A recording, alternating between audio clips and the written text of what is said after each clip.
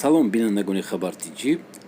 16 март ҳайати намояндагони Ростепнадзори Русия ба Тоҷикистон омаданд.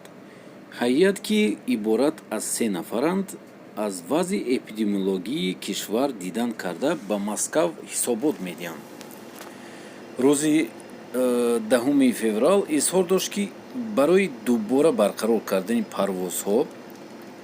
парвозҳои мустақим миёни ду кишвар аввал вазъи Тоҷикистонро месанҷаду баъд тасмимашро эълон хоҳад кард.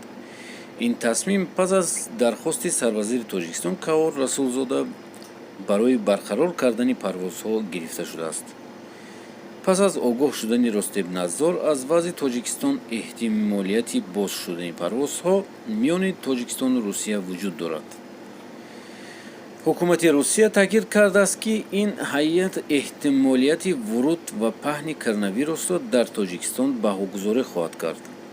мувофиқи иттилоъоти Вазорати тандурустӣ, аз моҳи январи соли ҷорӣ то ба ин ҷониб дар Тоҷикистон бемории коронавирус ба қайд гирифта нашудааст.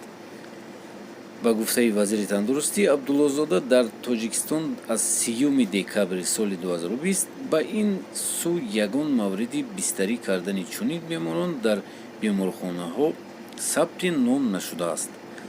ӯ бори дигар омори расмӣ пешниҳодшуда ба хабарнигоронро ироа кард, ки то қонун дар кишвар 13308 нафар ба ин беморӣ гирифтор шуданд, ки 99% онҳо шифо ёфта, 90 нафар 0,68% фавтидаанд.